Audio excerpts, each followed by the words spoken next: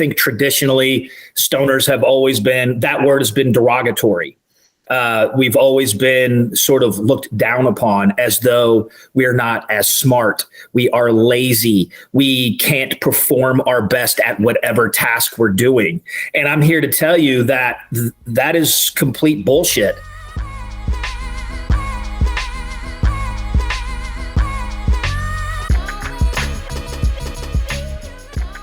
Rolling another fat one. Longtime cannabis advocate Dustin Hoxworth is a proud self-proclaimed stoner. As editor of Fat Nugs magazine, he's keen to give stoner culture the platform it deserves and celebrate it in unique and innovative ways. But what exactly is a stoner? Let's find out. And we are, well, I'm going to say live. It's live right now, but you're watching this probably as a recording. Welcome to Lobsterpot. I'm Dave Barton, the co-founder of Thermidor and your host alongside Jamie Bonthron. He's also the fellow co-founder, I can't even speak today, co-founder of Thermidor, and I guess the co-host of this podcast. God, you know what? It's Wednesday. It's not even like Monday morning. I can't make these excuses that I'm tripping over my own tongue.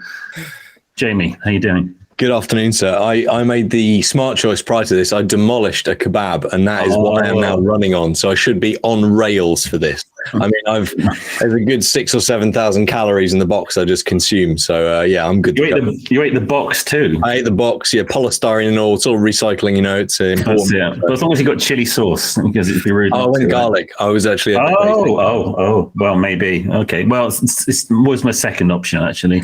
Well, just have both. And it's all about, good times. And we have a great guest today. We have Dustin Hoxworth, who is the editor of a magazine you've probably heard of called Fat Nugs. So welcome to the show, sir. How are you? Thanks, Dave. Thanks, Jamie. I'm great, man. Honored to be here. Thank you both very much. And by the way, you said kebab, and I'm thinking, why is he eating a kebab so early in the morning? And I'm like, oh, wait, these guys are 5 and 6 hours ahead of me. Oh, yeah, that's right. So, well, but still, I mean, that is breakfast in some circles. Absolutely. I mean, you know, on a Friday night, Saturday morning, something like that. Oh, yeah. Leftovers. Leftovers are where it's at. I this morning for my breakfast, I had pot roast leftovers, if you can believe that. So. Emphasis on the pot, yeah, I'm guessing. Always, right?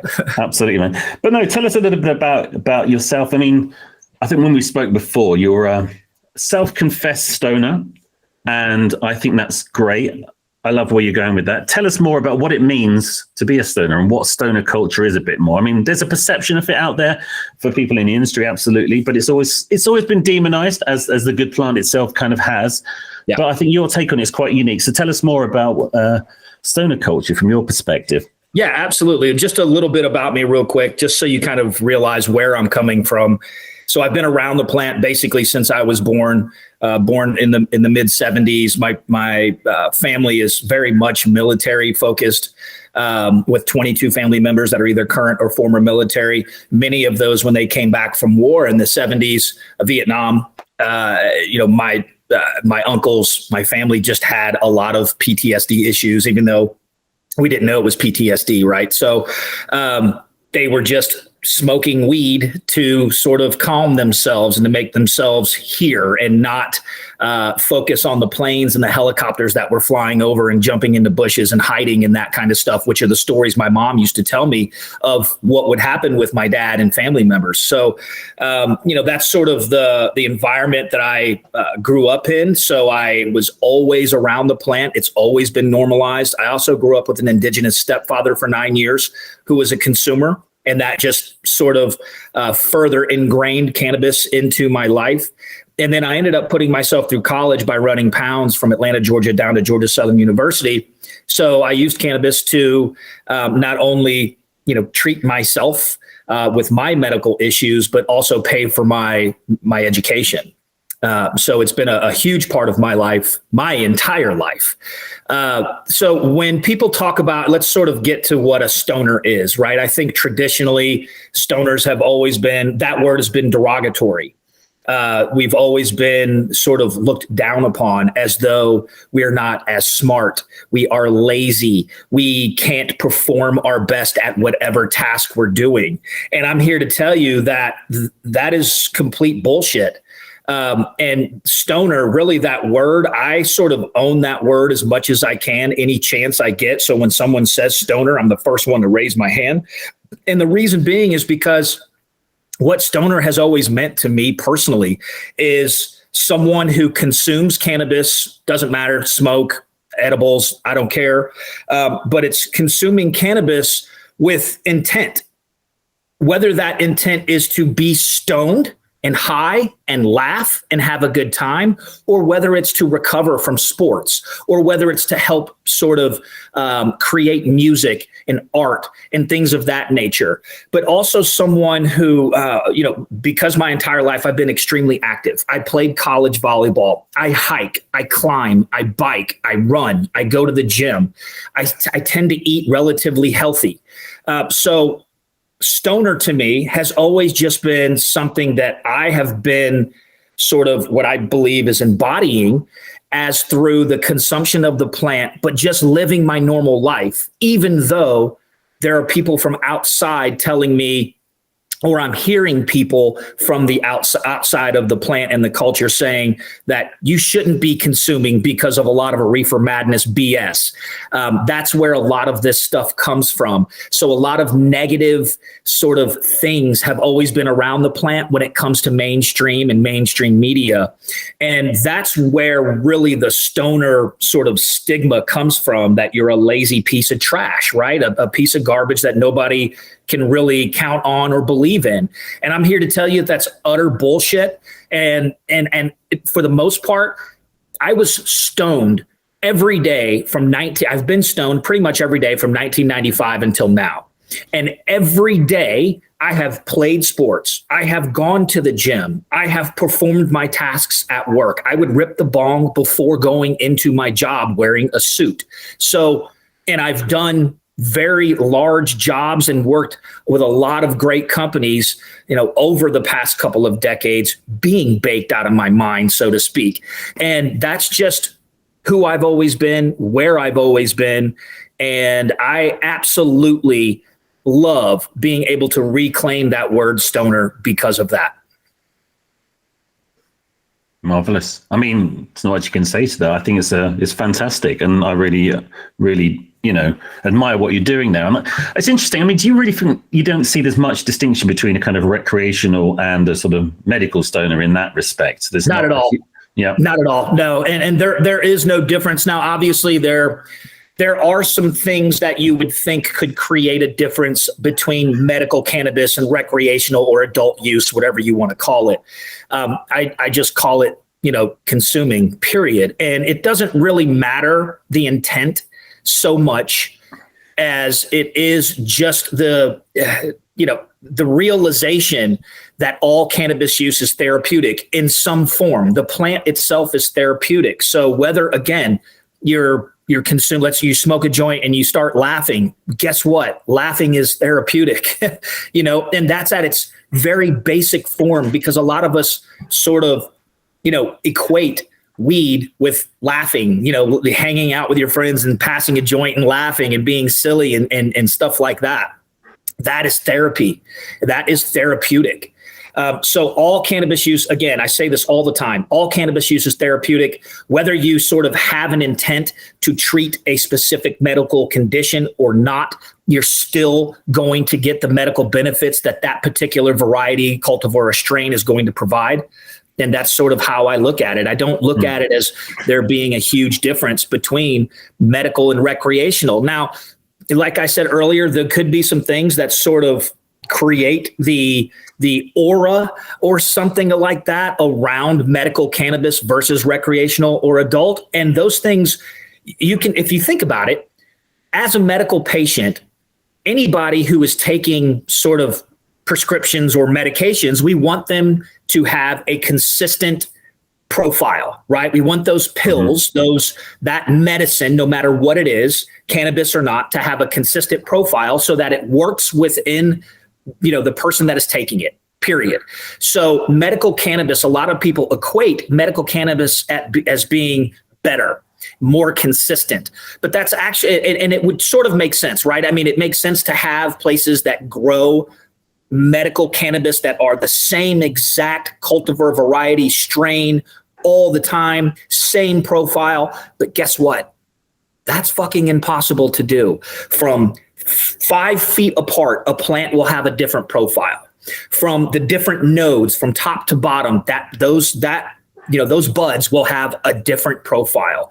They will have different cannabinoid levels. They will have different terpene levels, and so on.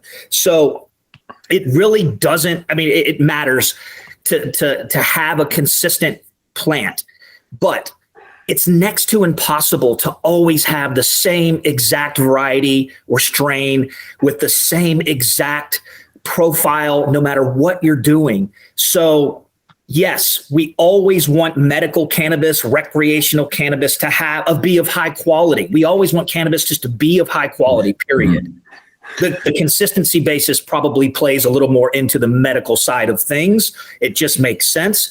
But if you think about it, all of us want consistently solid, good, clean cannabis, period. Which means if let's say I have Tourette's and I am consuming cannabis, and my brother, who is my twin sitting next to me, doesn't have Tourette's, but they're also consuming cannabis. Guess what? We're both going to get the same medical benefit. My Tourette specifically might be treated, but my twin brother, who doesn't have Tourette, is also going to get the same medical benefits, even though he doesn't have Tourette's. He's still going to experience the same cannabinoid lift, the same terpene lift in the body, right? That's just what it is. So that difference between medical and recreational, and that example was probably a little convoluted, but I think absolutely. No, it makes sense. Understand what I'm getting at, right? Where we just want good quality cannabis, and consistency is important, whether it's medical or recreational, period. I'd be really interested to know, you're obviously passionate about the plant. That much is clear. You spent enough time, enjoying it. Come off at all, dude? I'm sorry. You spent enough time enjoying it. You built a business, or in the midst of building a magazine, a publication, a community around the plant. Sort of a two-part question, I suppose. Are the people that you encounter, that you work with, be it writers or illustrators, or maybe the companies that get involved to back Fat Nugs, do you think they're as pro-stoner, for want of a better term? Do you think they align with the fact that you're almost trying to be the antithesis of the typical stoner, right? You're trying to excel, you're trying to be physically fit and motivated, and you're trying to go against all the common tropes, the normal shutdowns of stoners. Do you think that people align on the same level with you on that, or do you think there's kind of variance? So that's a fantastic question. And first of all, I think most of us that consider ourselves stoners are just this way. We are relatively active. I think there's scientific proof there that people that consume cannabis are actually healthier than people who don't. We have less body mass. We're generally more active, those types of things. So I don't want to think that, I don't want you or your audience to think that I'm out here by myself breaking breaking the stoner stigma, because that's just not the case. We're all this way for the most part. Obviously, there's always exceptions to that. I think, that word stoner, most of us are exceptions to the actual meaning that is placed behind it, right? So at least from the mainstream sort of culture. But to answer your specific question about whether or not the people that are involved are writers, are photographers, are artists, and are advertisers and sponsors, the answer is yes. And here's why. I make sure I don't just take on anybody. I have conversations with these business owners. I have conversations, and both of you all know this. I have personal conversations with our writers or people that want to contribute. I have conversations with our photographers and our artists. And I do this very much so to sort of vet who I'm allowing near this publication, because I want there to be a very synergized way of speaking about the plant. I always want it to be positive.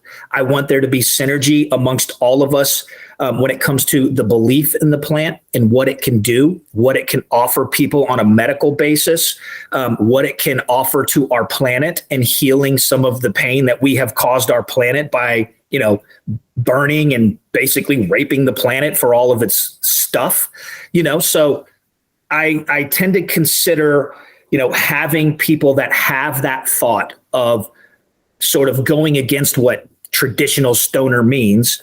I make sure that we are all basically on the same page, because I don't want to misrepresent who they are. And I don't want someone who is coming into the magazine to sort of break that or crack that egg that I have so delicately, laid, that says that cannabis is good, period. I don't care about anything else. It's good for us. It's good for the planet. It's good for everything that has an ECS. I mean, I just don't speak negatively of the plant. I just don't. There's no reason to. And making sure that the people are involved with this publication have sort of that same outlook, I think is very important. Now, does that mean I don't hear or want or listen to people sort of come back and say, well, what about this about the plant? Or what do you think about this? Is this a negative aspect? Should we be aware of this? CHS, for instance, is one of those things where people consume, and it seems as though the THC within the plant is causing people to get sick and throw up violently. Even when people talk to me about that, I take it into consideration and I say, look, the plant is still good. Period. Just because there are certain parts of the plant that you may not be able to consume doesn't mean that you can't consume the plant, right? So we all know that we can consume CBD, we can consume CBG, CBN, CBC, all the host of other cannabinoids, and that it might be the THC that you don't like, but that doesn't mean that the plant is bad.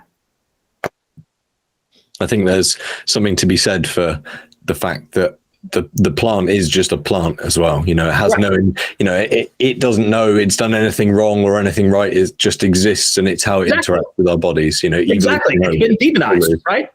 Right. It's absolutely been demonized. The plant is just, again, the whole reefer madness thing. It's sort of silly that we have been looking at the plant this way for, so long, that it's become this. And I think it's less and less, but we still do have a generation of people that think that the plant itself is just inherently evil. But really all the plant is just, the way that it develops is just a response to the environment in which it's in. It's that simple, and we happen to reap the benefits of that. Absolutely. We spoke to a guest quite a few podcasts ago. Had a really nice take on it, which I liked. I'm not a religious person, but she said, "Well, I'm Catholic, and as far as I'm concerned, God gave us an ECS, so I should be free to use it." And I was like, "I quite like that." As a line of argument, that makes quite a lot of sense to me. No, that's a perfect argument, especially for people that are religious. I mean, you can look in the Bible. God gave us all the seeds to use. Blah blah blah, all that good stuff. Absolutely. There are a ton of different ways that we can make the argument for cannabis. But it's just, I think the negative aspects that our mainstream media has been pushing is sort of what is still on the forefront of most people's minds as we continue to move towards, further and further into legalization and decriminalization and hopefully descheduling. But you can find thousands of arguments for the plant. And God being one of them, I'm totally cool with that. That's cool. Now, again, on that point about the sort of media and having a responsibility to report about cannabis in a certain way that is accurate. I mean, I guess perhaps more the sort of mainstream news has always been I remember reading something recently where someone in London had basically taken a gummy and died.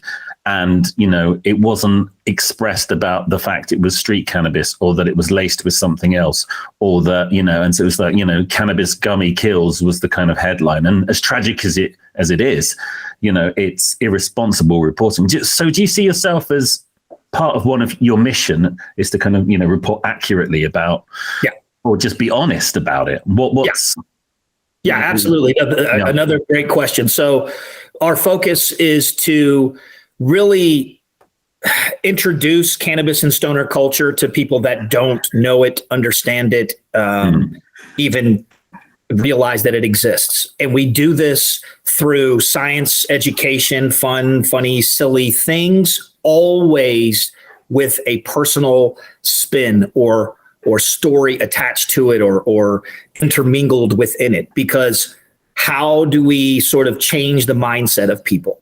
We have to connect with them. How do we connect with people? Personal stories. So allowing people to connect with, say, for instance, myself, I have battled depression and anxiety most of my life because of the way that I grew up. And having a personal story to tell how cannabis has helped me come off of pharmaceuticals that I've been on for over a decade on a daily basis that made me feel fucking terrible. When you can get into stories like that with people, it sort of begins to break that very hard exterior of that reefer madness cannabis shit that we all deal with. So I think really it's important for us to, yes, not only tell the truth about the plant, that's obvious, but it's to do so in a way that truly connects and makes it a personal thing. Because I can tell you until I'm blue in the face about all kinds of cool educational and scientific stuff when it comes to the plant. But most people are going to fucking tune out until you grab them with, my mom, who is 72, just came back to me and asked me for the first time in 30 years for a joint because she wants to finally relax. Just something that simple. People are like, oh shit, your 72-year-old mom just asked you for a joint? And I'm like, yeah. You know what I mean? So it gets the conversation going. It sort of lays a groundwork for cannabis to be a much more friendly thing in people's lives. And that's the perfect way to address the misnomers or the bullshit surrounding the plant. It really is. So yes, it's important to tell the truth about the plant always. And it's important to be positive about the plant because we've been inundated for 100 years with nonsense, right? From every which way we look about the plant. So now it's my turn to get in here and it's going to be 100 years of pushing back. Very cool. There's a really interesting thing you said about your mum there, when you're rolling her a joint. I think a lot of the time people don't actually care very much about cannabis. I think they walk along with a belief that maybe it's bad and they just sort of accept that.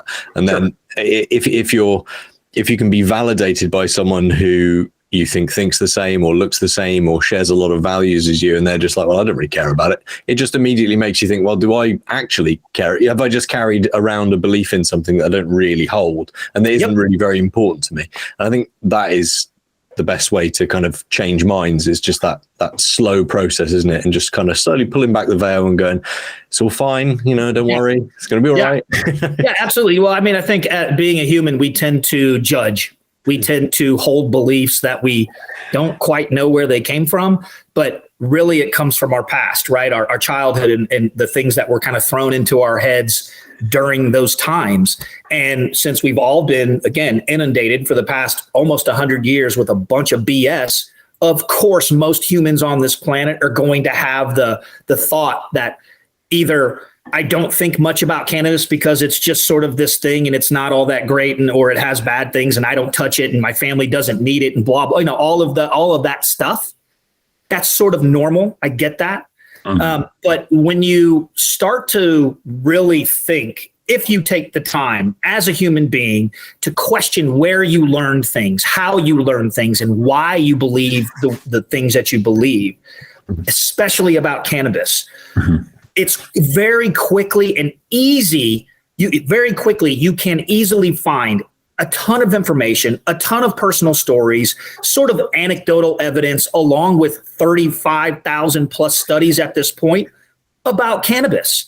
So if you're interested and you truly want to know and you truly want to sort of re-educate yourself because you have these thoughts of that the plant is bad for some odd reason, there's plenty of opportunity, ample places for you to go and get that information and start to retrain your brain, so to speak. And I think it's important to be able to do that. And if people can't do that on their own, I think the catalyst of someone that is either in their family or picking up a magazine, Fat Nugs magazine, and reading an article about, your grandmother who now needs or is consuming cannabis for her arthritis or whatever the case may be. Those types of things can really help with sort of that, the easy way of going about life, which is not really paying attention and just allowing, yourself to believe things just because, instead of actually having factual information and data and even anecdotal evidence, because that's what we have when it comes to cannabis, for the most part, is sort of anecdotal evidence minus all of the studies that, 35,000 plus studies that we have at this point. No, but I think you're right. I mean, people aren't going to read the studies. They're not going to, unless they're actively looking for some sort of statistic, but they are going to read the personal stories. They are going to read, the fun, engaging content that people create, and, they want to be entertained. And I think, if you're looking at, this is a belief I think that we have, the idea that, if working in the sector, you still need to have that sense of, there's a sense of enchantment somewhere that you have to have about it. And, it's got to be fun, because that's what people expect, even if it's, you're dealing with kind of B2B communications or whatever it might be, it's that's cannabis is supposed to be fun. It really is. Yes, it's medicine, but most of us are introduced to cannabis in a way that is equal to fun. Right? High school, that's probably where most of us have seen cannabis for the first time, or at least had our hands on it and consumed it. Mm-hmm. We did it with our friends. We did it and we laughed our asses off. And then we ate a bunch of ho-hos and ding-dongs and stupid candy. And that's what we did. And it was just considered fun. I remember being in college, I was at Georgia Southern University. I drove down to Savannah a lot because I had friends that went to Savannah College of Art and Design, which is an enormous It's well known. Yeah, very well known. And I can remember having conversations with even artists there when I was 20, 21 years old. And I was like, hey, you guys want to smoke? And they're like, nah, we had to grow up at some point, man, And I was just like, are you fucking kidding me, dude? And so this is art students saying, these are art students. Exactly. So it was sort of weird that conversation. It's so, I've had so many things happen to me in my life that I tend to remember and also forget, but that one conversation I had with that artist in Savannah that day made such an impact on me that I still talk about it today. And it's 25 years later, so 26 years later to be exact. So it's crazy again that we have sort of this stigma, these weird ways of thinking about the plant when it's just unnecessary. We have plenty of information around the plant that makes it, more than viable for 50,000 different uses, so there's no reason to have this sort of negative stigma or negative thought process around it anymore. And if you do have it, you either one, haven't been paying attention, two, you're stuck in your ways. You don't really fucking give a shit about making anything better in the world. Or three, you're just, probably on your way out the door. To be honest with you, you're not going to be around much longer. You're probably relatively old and getting to be that time in your life where you don't have much to say and much to do. And, why learn anything new? And you continue to have those stupid thoughts around the plant. So, it's changing. I think we deal with a lot of sort of older generations of people that have those silly thoughts still. But I do think that as we continue to sort of move along and countries come online with, cannabis, medical cannabis legalization, I think we will eventually get to the point where obviously we'll be doing this. As you're born in this country or anywhere else in this world, cannabis will be a normal part of your life. It will be something that you are used to seeing. It'll be something that you have seen your parents consume your entire life. And that was something that was, why it's so normal to me and why I'm able to speak so freely about it and all of that stuff. So we're getting to the point where it's more and more normalized. And if more and more people have that kind of experience as in their upbringing, and, it's more normalized, and, they see that it's not such a bad, it's like, I guess it's like drinking as well, isn't it? People just enjoy it and they have a little bit, and, it's moderation. It's not either kind of completely, abused or avoided. Then you have a healthy relationship with it. It's what it's there for. But ultimately, booze does no one any good. And you know what? And there's been a lot of talk, and I've seen just over the past few days, actually, we get into these conversations and compare alcohol and cannabis. And I understand why. And that's totally fine with me. I don't mind it so much because, it was introduced to most of us, both of these substances were introduced to us in social ways. So they are social substances. So there are things there's commonality there. So I think it's okay to do some comparison. Because, for instance, I love a bourbon at night, and I love to have my joint with my bourbon at night. And I also love to have my joint with my coffee in the morning. Coffee is also a drug, right? So caffeine, so to speak, is also a drug. It's the most widely used drug in the world. So there are reasons to compare it to alcohol. Understand it. I'm okay with it. But I think we also, have to be careful with doing some of that as well, because you're absolutely right, Dave. There is zero good in alcohol. It is poison. We know this. But at the same time, I would also like to believe that as an adult, we can choose to do some moderating things, right? We can moderate and enjoy our social things. It's perfectly fine. I don't need someone to tell me I can't drink. I don't need someone to tell me I can't smoke, just like I don't need someone to tell me that I can't go to the gym. They're all sort of my own therapeutic ways of going about my life on a daily basis. It can be alcohol, even though there's no therapy or therapeutic side or medical side to it. It's still a way of relaxing a human being, as long as you're not, destroying your liver and abusing it, just like anything else. Sitting around and smoking 24/7, although it's not going to kill your liver, you won't die from it or anything like that. It may not be the best thing for you. And you'll rarely ever hear me say that, because I can walk around with a joint all day long and it's not a problem. Yeah. But we all know that consuming any substance over and over and over again without any sort of moderation is always going to be bad. So there are some reasons to compare the two. But again, that's the perception. People will think that people do that all day, and it's like, oh, you're a stoner. You must be smoking all day long. And it's like, well, I do have a life as well. I have other things going on. I need to get to the store, get to work, and just because I've got an hour on this podcast, Oh, wait, I can smoke on the podcast. Never mind. Well, it's cool, but it's that sort of thing, isn't it? It's like, people just assume that. And again, I think I believe this is, there's a difference between drug use and drug abuse, Sure.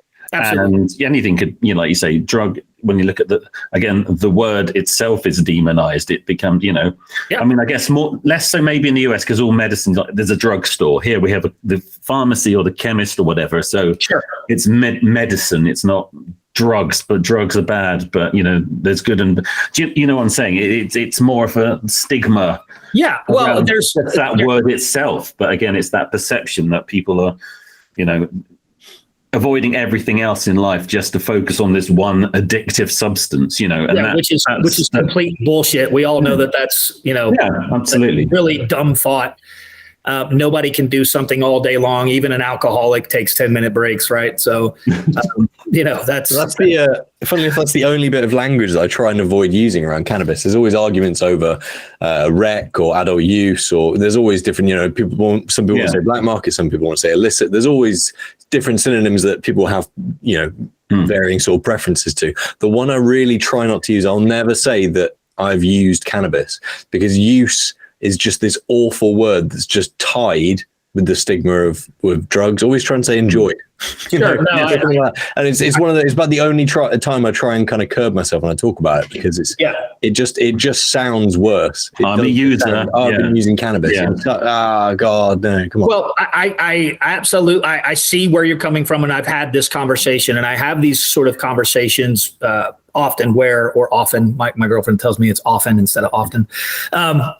So I've had these conversations where people are very concerned about the language we use around the plant, marijuana being one of those words, or pot or weed or all of that stuff. So I don't tend to bag on anyone for saying any word that comes to their mind in the moment. I don't really give it just when it comes to the plant, obviously.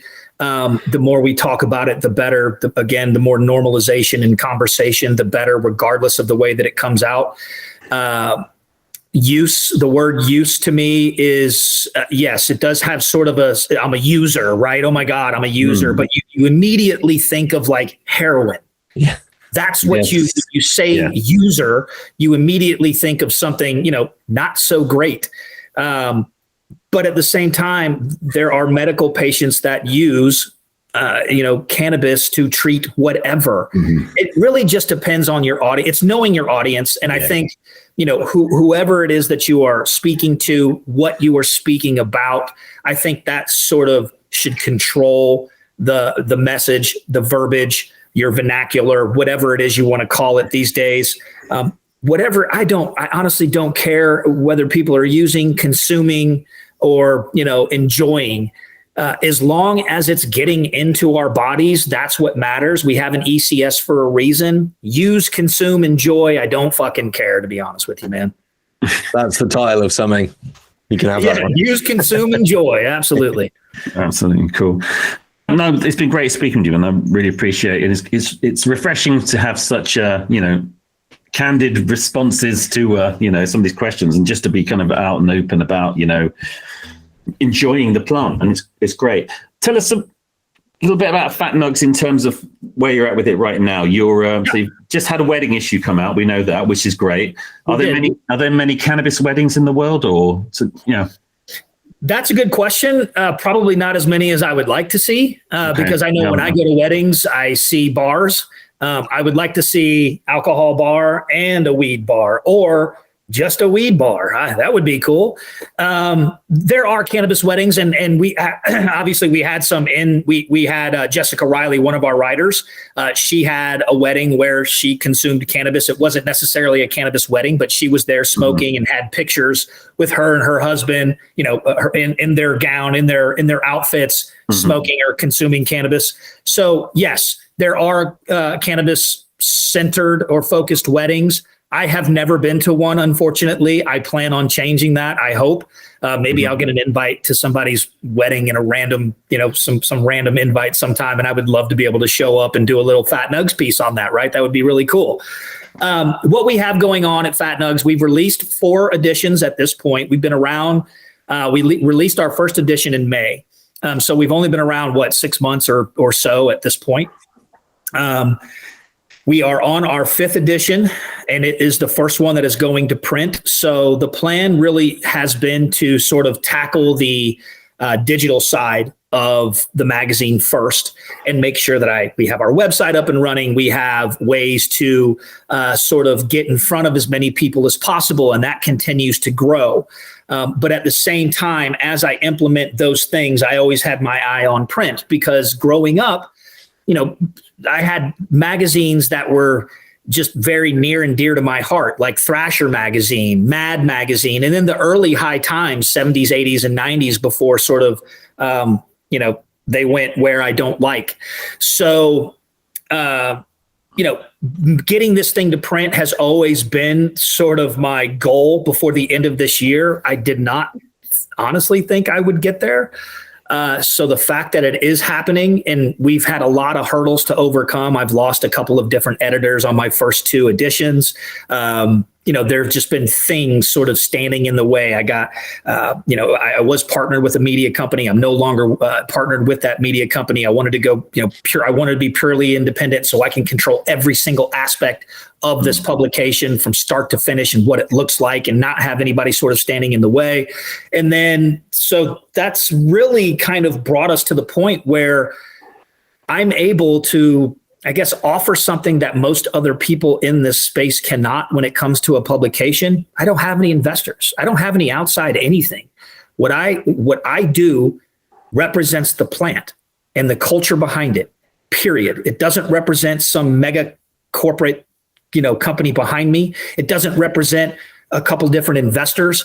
It represents the plant, period. So as we move forward and we go into print, the plan is to keep that going, continue to represent the plant in the best light possible, get as many dope ass cannabis people, professionals, a part of this thing, interested in it, pushing it, and understanding why it's important and sort of culturally relevant for us to have a publication like this, because there is an enormous gap that exists. There are great cannabis publications, don't get me wrong. But I like the way that I am sort of approaching this from a very fresh sort of eyeball perspective, an artistic approach, a perspective of one that from someone that was sort of born into the plant. So it's a very, I like to call it sort of a pure representation of who I am and how much I love the plant. So I that's the plan. Keep on doing that. Go to print. This print edition hopefully will be ready mid to late November. And then the next one will be early February, and we'll do one every other month or so going forward. So that's the plan. And just so you know, I'm doing a limited print run of this first edition. Only 3,500 copies are going to be printed. There's already 2,000 of them spoken for.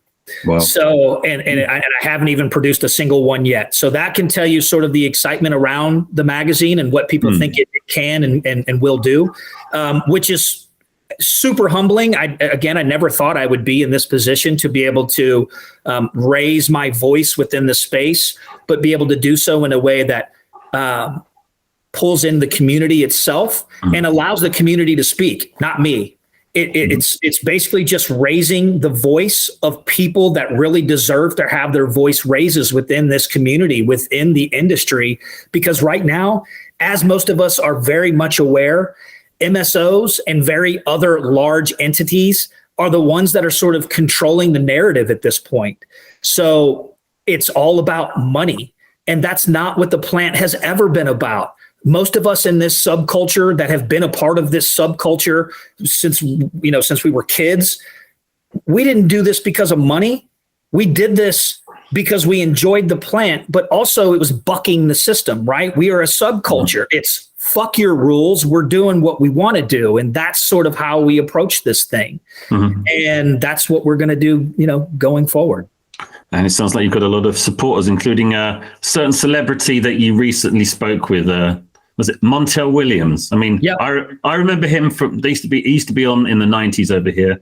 Yep, absolutely. No, I watched him as a kid as well. Yeah. He's a fascinating individual. And when I learned, 20 plus years ago, when I heard that he was diagnosed with MS, the thought of him, and I hate to say this, sort of went away, because I knew that he was pulling away from his daytime TV show, I believe, to deal with his medical issues, his health issues. And it's perfectly understandable. So I think a lot of us said, okay, Montel is dealing with that stuff. We sort of, kind of didn't really think too much about that, other than, hopefully he's okay. Kind of crazy that he was diagnosed with MS. What does that mean? All of that stuff. But then to learn very quickly after that, sort of his bout with the pharmaceutical side of things didn't go all that well, and that he turned to cannabis. I'd known this for a very long time, for at least a decade plus. So to be able to get on a call with him and have him really have an in-depth conversation with me about who he is, who I am, sort of my background, what he believes with the plant, his consumption of the plant or his use, that type of stuff was...